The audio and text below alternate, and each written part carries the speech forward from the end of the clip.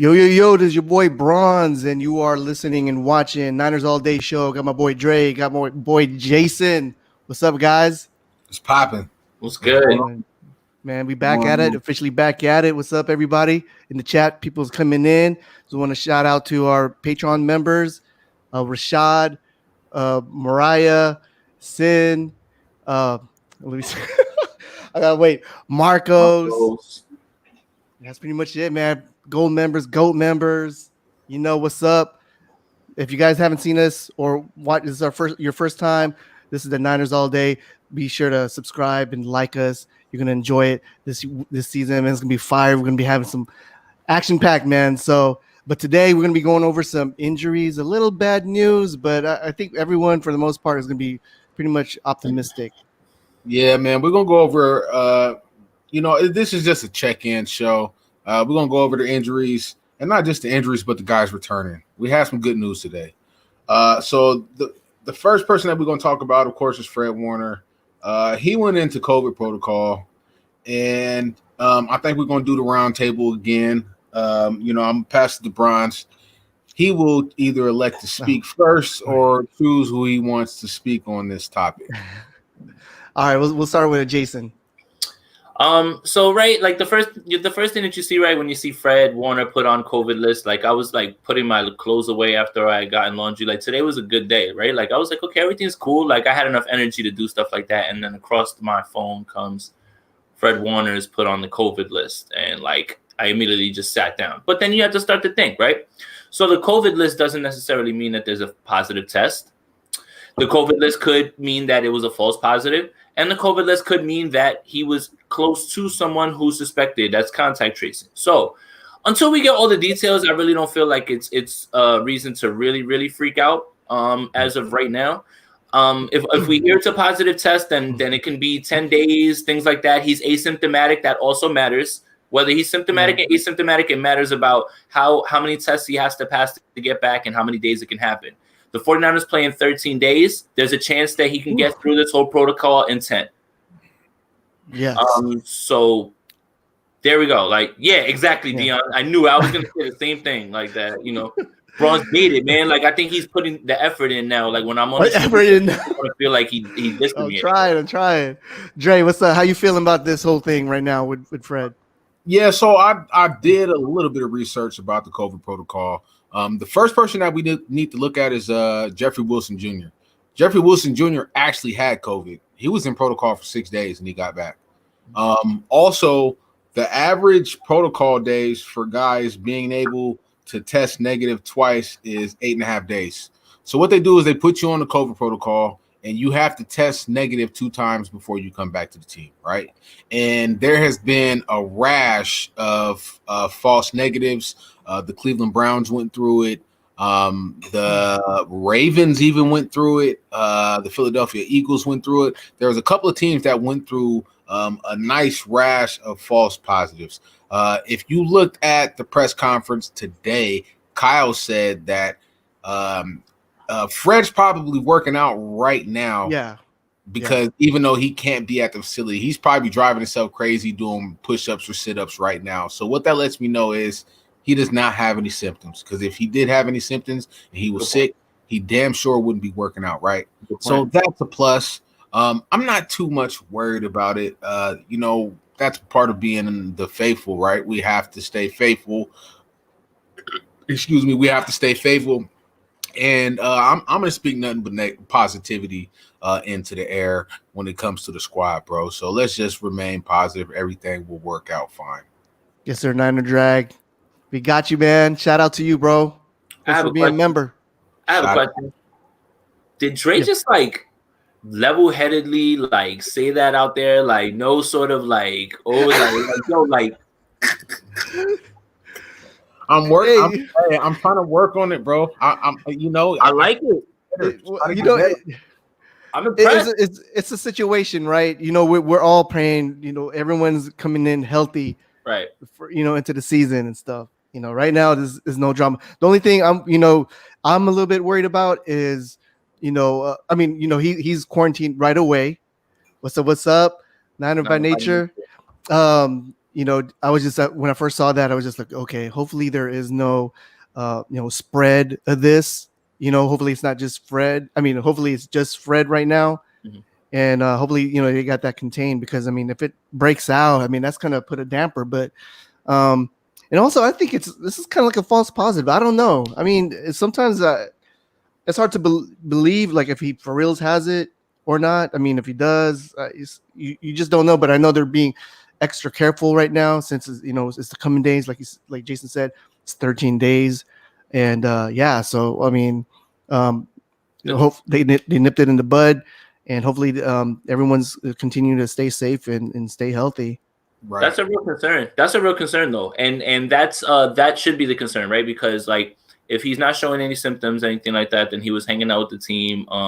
Then that's where I think that the glass half full people, right? That I saw reactions to are like, man, if he already is popped up on this list with a positive and they're in camp, imagine when they actually get to tackling and things like that with other teams. Like what the NBA is doing right now is a bubble, and there's only 12 people per team. And they're doing a great job of containing people. People aren't breaking, and they're doing a great job of that. Baseball has a few outbreaks, and they're a socially distant sport. And now, if it's not a false positive, and it is something that he does have, that kind of like lets you know that to navigate this season is going to be a little bit crazy if that is true. But yeah, we just hope that it's just like maybe a false positive. It seems like he's going to be one of the cases where it doesn't affect him at all. Like it just goes through him, and then, that's it. He'll be fine. But yeah, it really would be bad if he missed week one. I did something about week one feels really big for me. Like, let me know if I'm tripping, Dre. I'm not really too much worried about week one. I just feel that overall, from coaching to, the way that we play the game to the roster, I just feel that we're an overall better team than the Cardinals. They have some good players, don't get me wrong, but I just feel like we're a better team than the Cardinals. Also, the NFL is using the new Insta test, which is 15 minutes, right? So, you get there, you take your test, 15 minutes, it lets you know whether you're positive or negative. And you have to look at, Fred wasn't at practice yesterday, right? So, he officially started his protocol yesterday.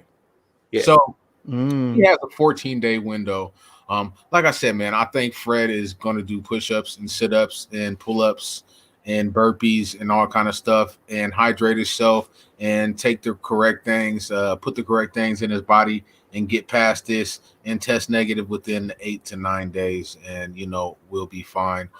They'll probably do a lot of Skype with him and Robert Saleh and DeMarco Ryan, which is, the linebacker coach, to coach him up and get ready for the scheme that the Arizona Cardinals was going to bring for week one. The only other thing that I would ask is, okay, let's just play, for argument's sake, let's just say, right, Fred's not ready for week one. Who's playing Mike? There's talks, right, with Al-Jair or Quan? Yeah, no. This one, yeah, right here. Yeah, he's right. Yeah, you're gonna have Quan and Dre Greenlaw, and then Al-Shire come in when we're in base package. But I would see us running a lot of nickels so we can have K-Wan out there. Who's back? That's great that he's back. But yes, I agree. I agree with you. Quan has played Mike at Tampa. And then Greenlaw can slide right into his spot, and then you could put Al-Shire for whatever amount of snaps it is going to be that we are going to need a strong side linebacker. So it's not. I'm not trying to downplay Fred Warner. I expected him to come out this year and prove that he's probably the best linebacker in football this year. I think that's on the table for him. Yes, Fred. definitely. And I'm not trying to take anything away from him, but Quan's played the position. He brings that energy. We would see a drop off, but it wouldn't be as much. I mean, the way Quan is looking and talking and feeling in camp right now, we might see a little bit of an uptick. You know what I'm saying? His energy is crazy right now. You know what I'm saying? I'm not saying that he's better than Fred, but he definitely knows how to play that position. So I'm not too much worried about it. One other thing too, my bad, Joe. Real quick. One other thing I wanted to tell you. Yes, Greenlaw's in the concussion protocol. We definitely going to get to that. But the Arizona games, remember, he left the Arizona game in game 1 and wasn't there for game 2 either. Exactly. So now if he's going to be playing Mike, then I have a lot more faith in him running down Kyler Murray. Exactly.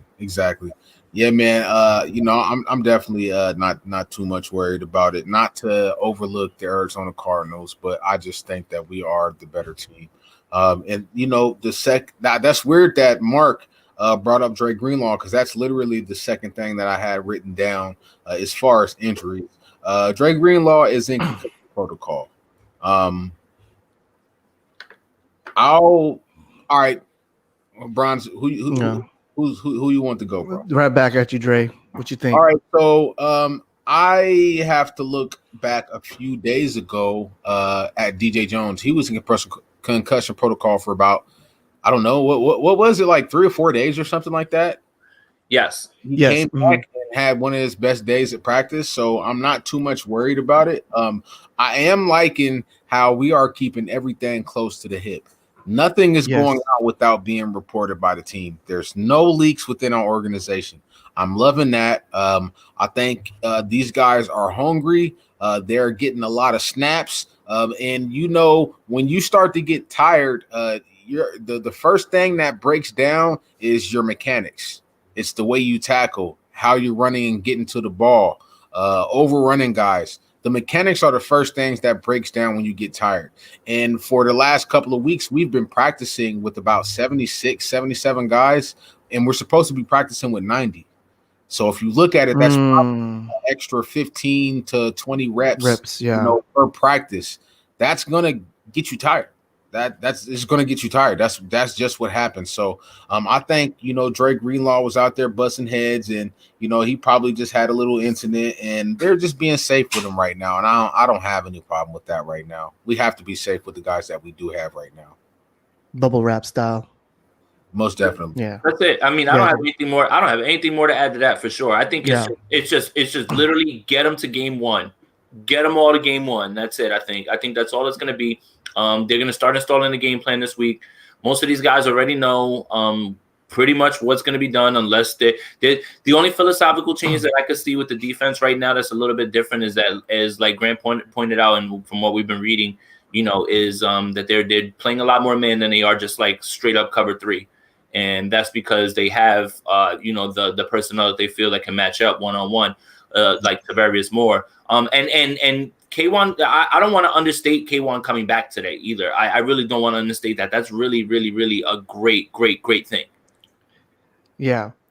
I got a question. How do you guys, or what do you guys think about, since there is no preseason, and this is the time, around this time, we evaluate the players that's on the fringe to see who's going to make it. How are they doing it now? How are they evaluating these fringe players? If you're not making plays, bro, you're pretty much gone.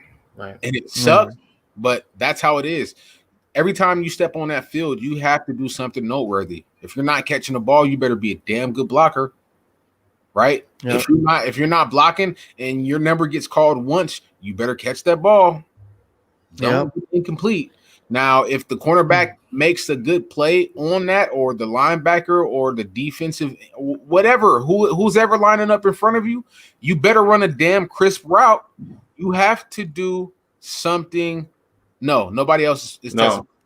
You have to do something that makes yourself stick out. So whether it's running crisp routes, whether it's having good tackling form, whether it's getting off on the ball if you're a defensive lineman or an O lineman, whatever you have to do it on that field and practice on the level. You have to stick out somehow. I think this is really, really, really where the preseason hurts, because there's a lot of guys that maybe in practice, maybe they're missing it, but when the lights turn on for some reason, they flash.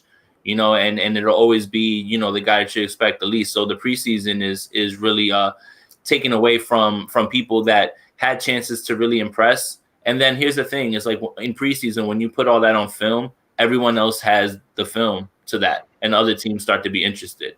Now, Right. As far as claiming players, you're going to be having to claim players based off of articles that people have written and maybe an Instagram video. So Right. good luck scouting, out here, especially with how strict everything's been. Crazy. Most definitely. All right, bro. We covered that. There's good news. There's 3 parts of the good news. The first part of that is Kinlaw and K1 returned to practice today. That is huge. Everybody was, freaked out about K1, and I told him, like, bro, just relax. He's getting some rest. Just yesterday, Grant posted a video of K1 juggling footballs on the sideline. That means he was ready to get back on the field. He was tired sitting on the sideline, and that's very good news. Also, Kittle should be returning in the next couple of days. Yeah, he'll be fine. Yeah. Again, this is that is completely preventative at that point. They don't need them to be there. That's nothing to worry about, honestly. What I think that they did right with K1 is that when you hear calf is tricky, right? Like that's the thing that if you try to come back from it too quickly, you saw what happened to Kevin Durant. I think everybody's kind of like, got PTSD watching his Achilles pop like that. Like it's, and it's it's a concern. So, I'm glad that they took their time with K1. And I just hope that everybody realizes how much he impacts the team. And he's from New Jersey. I found that out. Patterson, New Jersey. Let's go. Okay. Did not know that. Yeah. Got a question right here for Jameer. Are you guys worried about Javon Kinlaw training camp performance? And do you think it'll carry onto the regular season?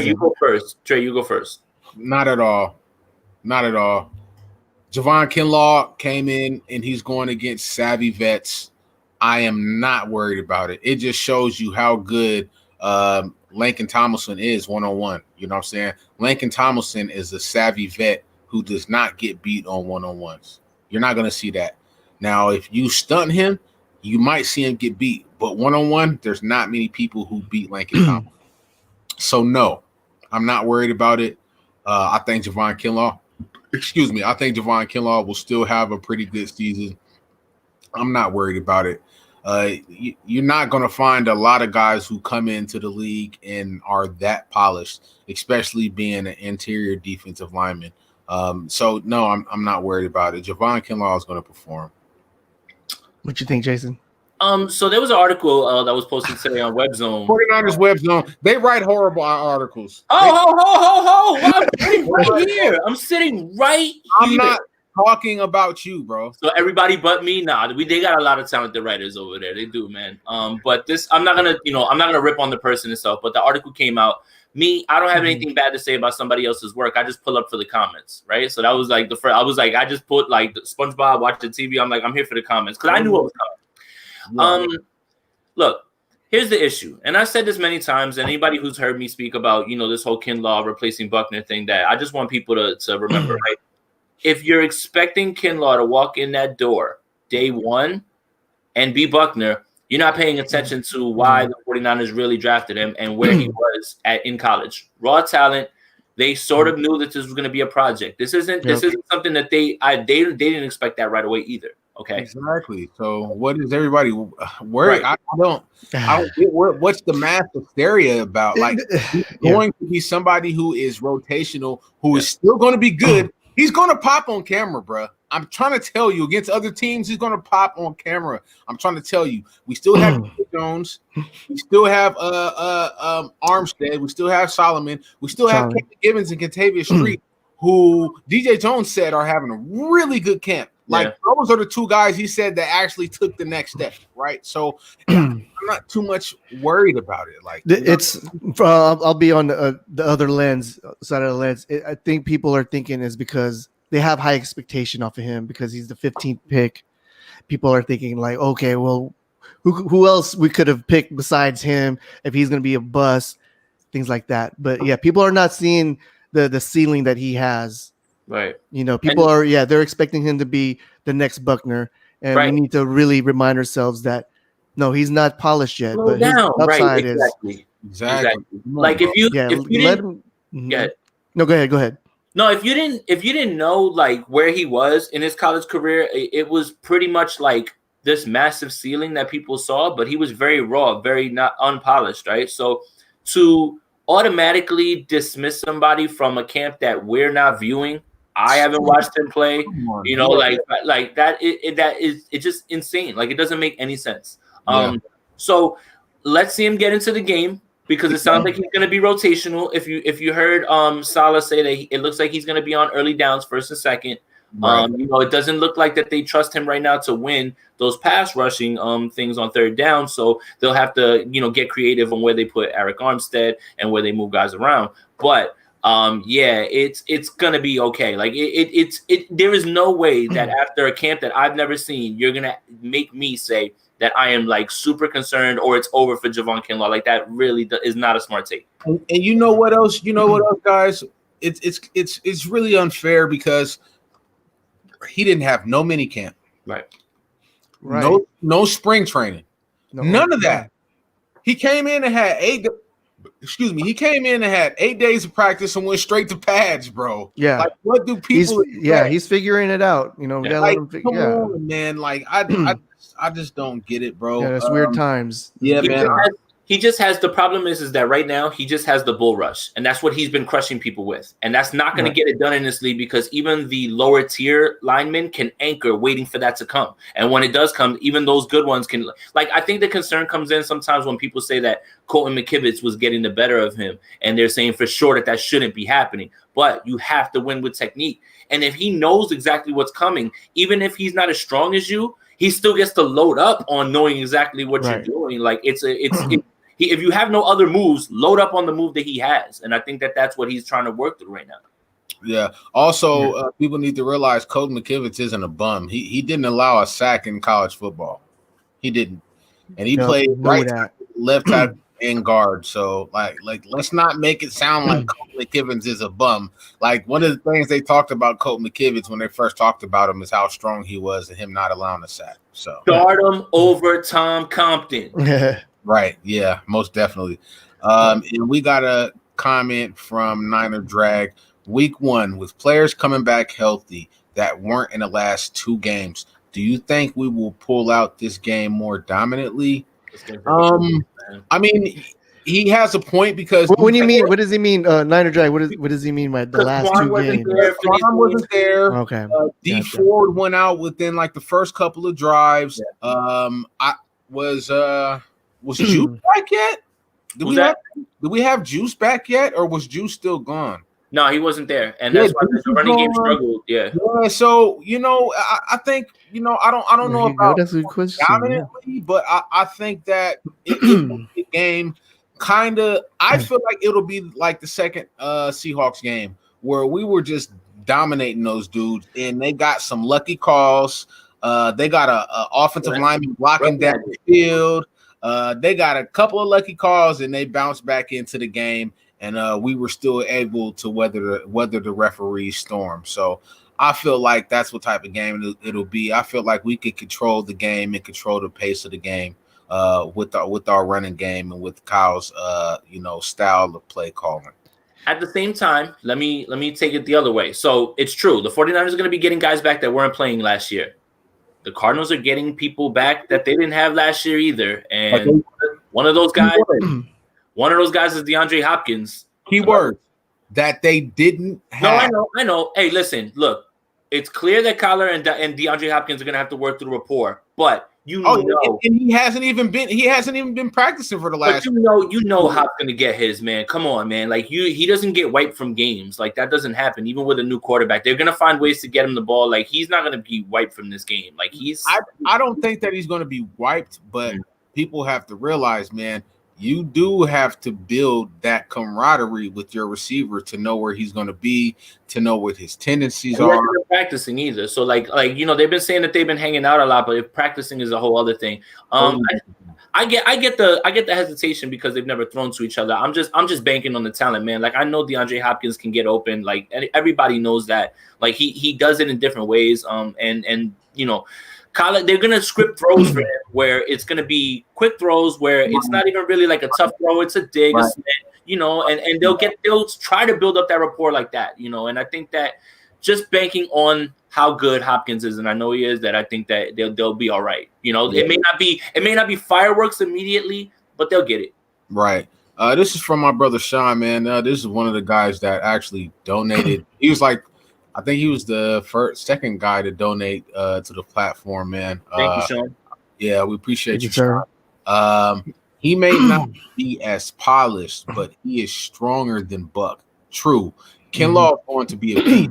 Him, BJ, and Ford. Remember, I said this in a couple of years. That side will be like Smith and Smith was. Yeah, and the thing is, DJ Jones said something. Kinlaw has his strength, so that only means that he has no choice but to get better, right? Right. Because he has his bull rush, so he has so much more that he can add to his repertoire. And when you're a player that's able to do that, it's harder for teams to scheme for you because they don't know what you're adding to your repertoire. I think it'll be something like Debo, where, he had some pops and flashes, but when we get to that 7th, 8th, 9th, 10th game, you're going to see Kinlaw pop off the screen a lot more. So thanks for that, Sean. We appreciate you, bro. Thank you, sir. Let's talk about some more good news. Matt Mayoko reported, by the looks of things, Debo is clearly itching to get back on the field. Yes, that's good, man. Hey, look at the right guys. Look at bro. Or even play some music. Hey, if he's 75-80% already with 10 days to go, see you in week 1, Debo. Exactly. Hold on, with 10. Well, I thought we got 13. No. I mean, 13 days or whatever. Like, but if he's 85% right now with 13 to go, like he'll be fine. He'll be fine. He's ready to go. Yeah, I'm scared. It's like, how are they saying? How's his cuts? Yeah, are they saying, how's he doing with his cuts? Looked like he was sprinting really well, like they were saying on the side. And, it's hard to tell. Like, that's the thing. I don't think anybody's seen him cut yet. Has anybody seen him cut yet? Like, can anybody, like, that's the thing. Like, straight sprint is not what the injury is going to be like, what the Liz Frank robs you of. It's getting in and out of your breaks. And Debo needs that. So I trust, he for sure. He was different. He's like already on pace, but yeah, for sure. I think that I trust Matt Mayoko too. If he's been around camp, and like, that's why you should listen when he says that Brandon Ayuk is was having the best camp of any rookie wide receiver that he's seen. He's covered the team for a long time, and that shouldn't be like taken lightly when he says that. So if he's reporting it and saying that, then I'm gonna give him the nod and trust him on that one. Yeah, man. I'd seen a video, and this was posted about, I would say like a week ago, where they showed Debo. It looked like he was loading up to run his 40. I said, oh man. I'm very excited about Debo. They also showed him doing some cuts. It looked like he was just rehabbing. He was inside the facility, and they had the mats down. He was barefooted, and he was working on doing cuts. I saw that during that video. That was about 2 or 3 weeks ago. So he's made some good progression. And, it's already been about like, close to 2 months already. You know what I'm saying? So by time we get to the start of the season, it'll probably be about 9 weeks that he's been out.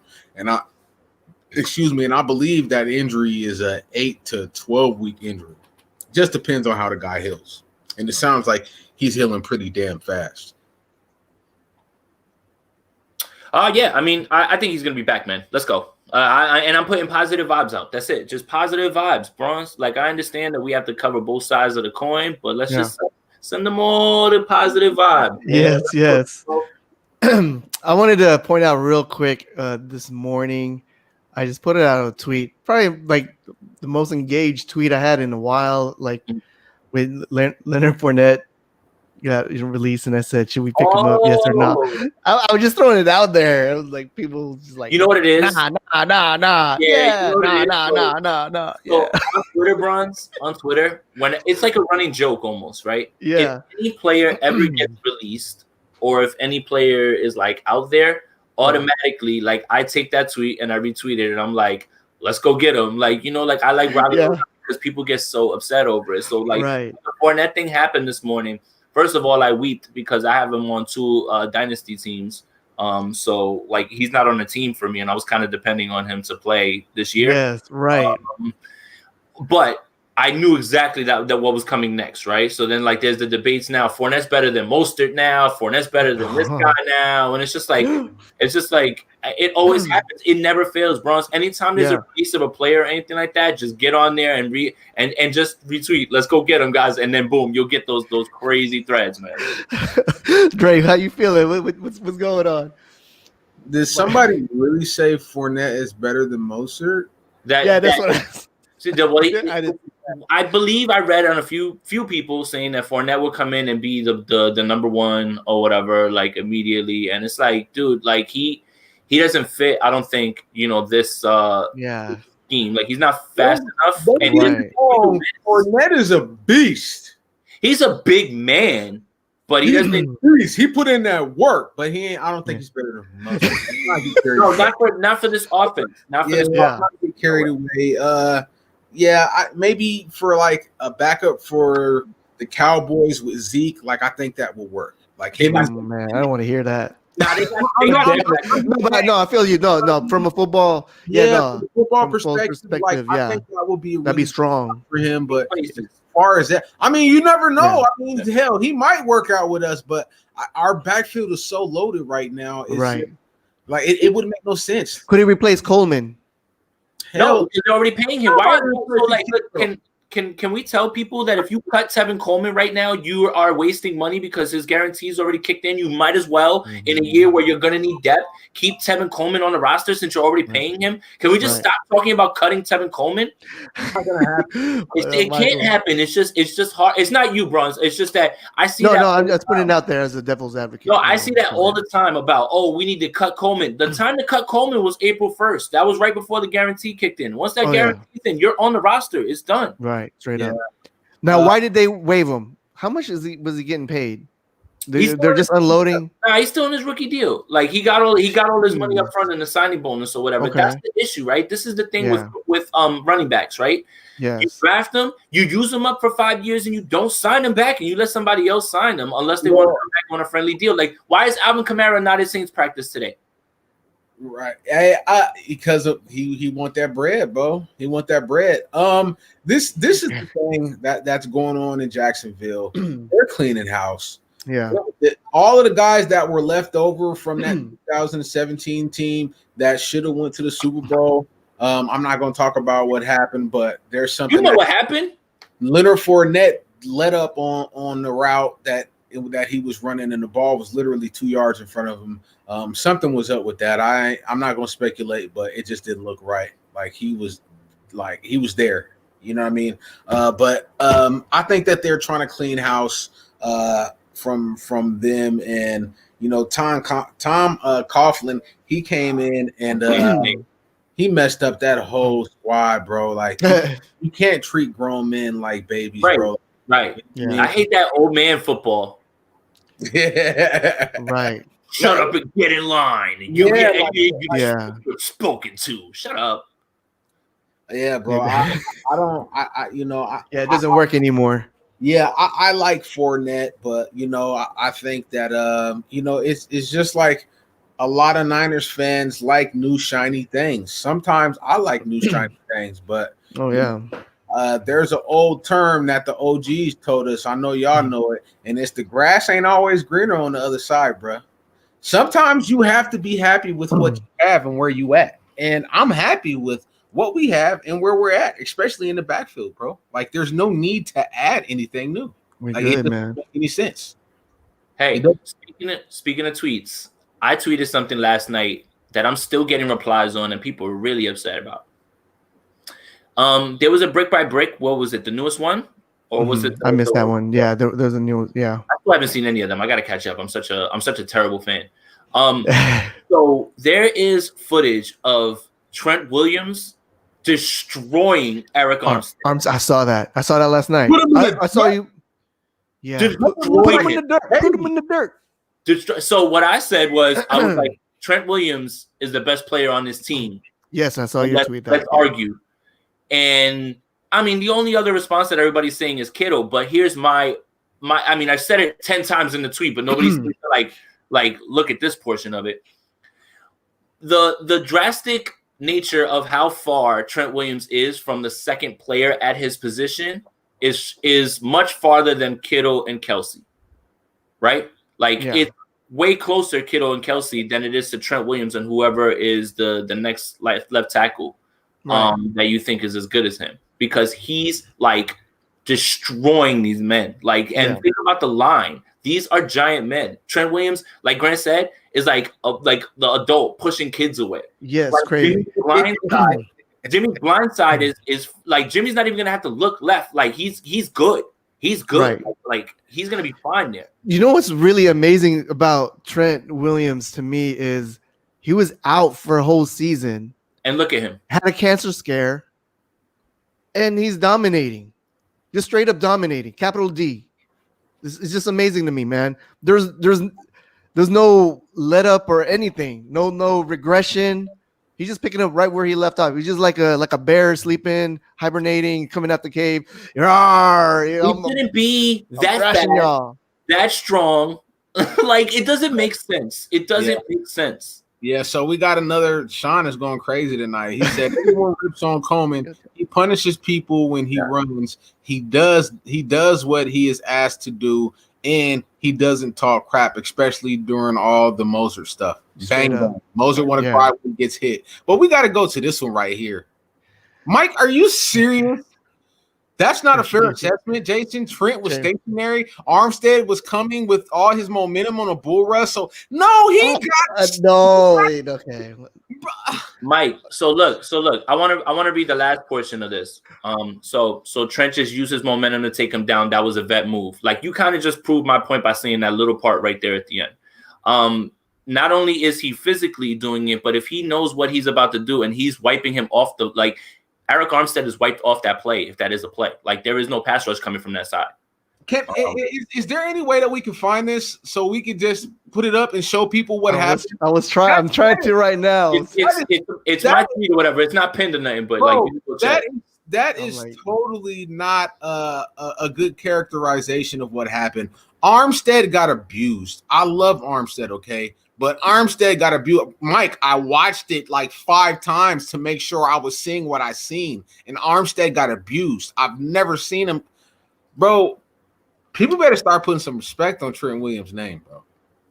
I'm not into making good Google moogly. I'm not into making an excuse. Wow. He's not stationary right there, Michael. But if he's stationary, stationary. If he's coming with the bull rush and Trent Williams took one step and wipes him like that, then that's even more impressive. Oh my God. He was not stationary. He was going, they were lunging towards each other and he just demolished them. How could you? Best player on the team. Best player on the team for me. Best player on the team. We'll have a discussion at the end of the year, but he's the best player on the team for me.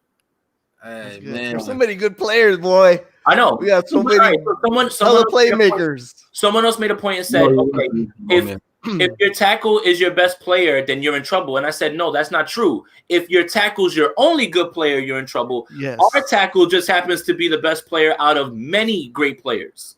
Like, we have 2 players on our team that are the best at their position. How many teams can say that? We might. We might. And if all pro Fred, then we got 3. That's what I was about to say. And Bosa's probably going to take over the edge one. So, like, when I say that Trent Williams is the best of the team, I'm not slighting anybody, and it's more of a compliment. And you should be excited that I said that, to think that he's better. Look, Trent just exploded off the line. Armstead gave him his inside shoulder, but Trent handled his business. Yeah, like, Eric Armstead's going to tell you that he got his ass whipped.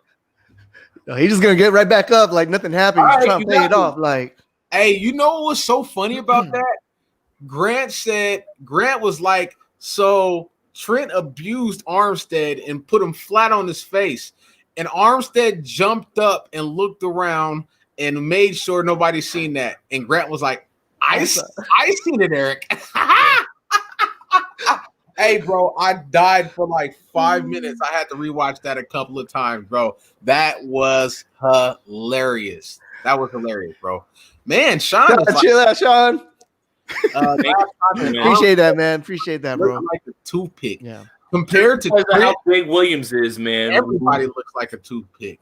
man. Everybody looks like a toothpick compared to Trent. You know what I like too? I saw another clip of him talking to Justin School and talking to him about, you know, where he should be standing, what he should be looking for, and that's going to prove to be invaluable. Like I said, we went from Joe to Trent, and it's crazy that we're going to see an increase in play, but we'll see the same sort of mentorship with the other guys on the line, and that's insane. And when he has an amazing year this year, he's going to want to get paid, and he's going to deserve every bit of it. So they've got to be creative. It's very, you know, I tried to remember, like, has there ever been a team who had a Hall of Fame left tackle and lost him and got another Hall of Fame left tackle? Like, it's. I mean, I'm sure if we looked it up, I'm sure we could find something. But no, we might be able to find an example of it. But like that just shows you the practices of a good organization, right? And that's why I say we won the offseason in the draft. Yeah, because we got Trent Williams in the draft on the second day of the draft, not the first. On the second day of the draft, we got Trent Williams, right? And then we got Javon Kinlaw, we got Brandon Ayuk, we got the best blocking tight end in the draft, Charlie Warner. That's why I say we won the offseason. Well, Trent Williams was essentially a second day pick. You know, like it's almost like the 49ers drafted him, you know, like in the second day. And to think that they had 2 first-round picks and then they got, you know, Trent Williams and didn't, because remember, we had no picks that day. Right. Yeah. To me, it was a gift from the football gods. Yeah, man. Well, I'm like, how did this happen? And then once we got him, and then Staley, happy belated, announced his retirement. It was just like all synchronized. Right. Yeah. Who does that? That's so crazy. Yeah, bro. It happened back to back to back. And Mike also said, Trent said, read the helmet. That's what he told School. And that's when I knew Trent was different. Right. Like you could tell his pedigree and, you know, how he is able to read the defender to make his job easier and determine what he's going to do to counteract what the defender is doing. Man. Remarriage of strength and balance. Yeah. He shouldn't be this good. He shouldn't be. How are you this good and you're that big? I don't. Yeah. I mean, the way you move. It makes no sense. Makes no sense. Hey, there is a video out here that they showed, and this was like, I believe, a week after the draft. And see, Adrian Peterson and Trent Williams are from the same place in Texas. They went to the same high school. They went to the same college at Oklahoma, right? Won a national championship. And they have a gym that they own in Texas. And they showed them doing a drill with cones where they would run in a circle around the cones and pick up a tennis ball and then run around another circle of cones, drop the tennis ball, pick up another one, run around a circle and run across the finish line. And he beat Adrian Peterson.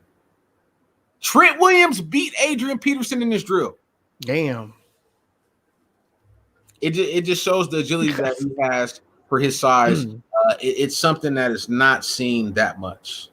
You think Jimmy G is going to stay in the pocket longer, having a cleaner pocket? Of course. I mean, he doesn't have to worry about his blind side. What I'm really interested in is going to be how they're going to run towards Trent Williams' side and how creative they can get with just the pulls and just getting him out in the space. Like that's like now you're talking about the slice blocks. Like he can get one guy off and then get up to the next level too. Like that is like it's like Kittle if Kittle couldn't catch.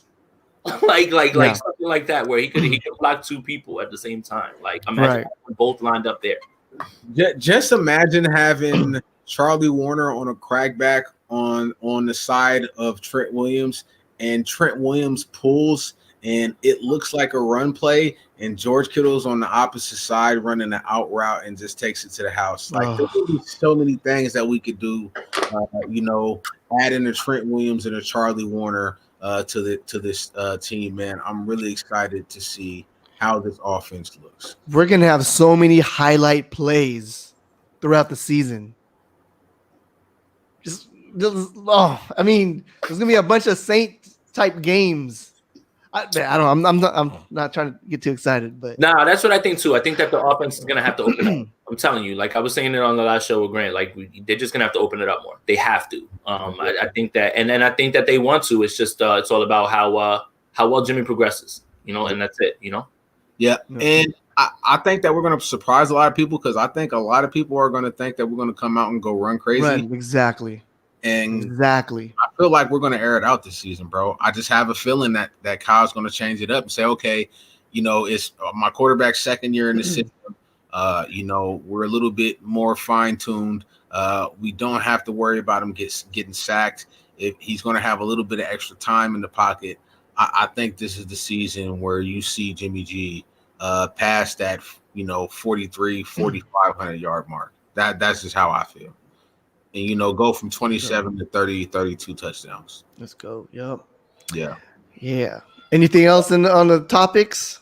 Nah, man. I mean, I just wanted to come in. Like I felt like I made a promise to Jason that I was gonna put a little extra effort in this weekend and try to get some. I know you're tired, bro, but yeah, this is it right here, man. And then next week, right before the games, like that week, like it's gonna be all prep work. It's gonna be all watching the other games, trying to figure out how the Niners are attacking, how they can attack. Like that's all we have. If we had the preseason, film, then we could, say this is what they've been running. So all I have is what we have from last year. So I'll try my best to figure out what's gonna happen, what sort of schemes they're gonna employ, and how we can use our new guys to beat them. Right. Yeah, man. Hold on. Let's this is a topic that Mike just dropped. So let's talk about this for a second. The defense is going to have to carry us for the first game, though. The first game, the Cardinals they'll have trouble with the Cardinals. The Jets, they should be able to run the ball all day on them. The Giants, they should be able to run the ball all day on them. And then it's the Eagles game. That's the game where we're going to need to score points and we're going to need to throw the ball because they're really good. They have a really good front, and they added Darius Slay, so they're better on the back end too. I think that they're gonna have to throw, and win that first game. I don't think that the defense is gonna do too well the first game, just because how we know with the mobile quarterbacks. But the Giants, that's gonna be just run, get in and out of the Meadowlands, and then the Eagles game, where's that? So the thing about the Eagles is they did get Darius Slay, but they lost their heart and soul of the team. That's Malcolm Jenkins. They got a good team, man. Though, I think that they're pretty solid, like the way that they're built. Like after I watched them on All or Nothing, they believe in Carson Wentz, and he's holding them together and everything. And injured. Huh? He injured again. Yeah. Lower leg. He probably gonna miss the first couple of games already. Don't draft him in fantasy. Well, you might want to go get you another quarterback.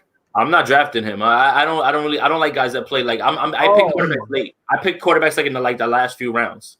Yeah, bro. Like he ain't he's down. He's down. They're saying he might miss the first couple of games. Like who's their backup now? It's my guy. My guy. That's my guy. Yeah, everybody SHIT'd on him, and that's my guy. I love Jalen Hurts, bro. I love Jalen. Awesome. Yeah, he's gonna be nice. Reminds me of Russell Wilson, even though I hate Russell Wilson, but that's who his playing style kind of reminds me of, bro. He makes plays out of nothing. Man. Yeah, bro. So with that being said, I think we covered everything that we had as far as injuries and returns. A few updates. I'm not going to dive into a full show's content because I have a full show's worth of content written down already. Jason is going to be busy on Wednesday and Thursday. That's it. Every other day, I'm good to go. Yeah. So I don't know. It depends on how I feel tomorrow. We might drop in, but I'm gonna save this full board load of content for Friday. We're gonna do the fan giveaway show on Friday, and then on Saturday it's the usual, the whole gang: Grant, Bronze, me, Jason. We're gonna be back at you guys, and then we're gonna do a Sunday show. So this week is really about just putting out some good content for you guys. We deeply appreciate everybody who supports Niners All Day. We appreciate all of the other platforms who've helped us. Grant Cohn, Jason, my brothers at Nothing But Niners. Rumbo. Man, everybody, bro. Chapman. Yeah, man. John Chapman, yeah, everybody, bro, because this wouldn't have been Everybody. available if those people, wouldn't have came on and helped us grow our platform, bro. So with that being said, man, we appreciate you guys, and we will see you guys on Friday, Saturday, and Sunday. All right. Peace. All right, let KB take us out. All right. Let me do that real quick. This is Kendrick Bourne from the San Francisco 49ers. You're watching the Niners All Day Show. What up, Bronze? What up, Dre? Let's get it, man. Yee!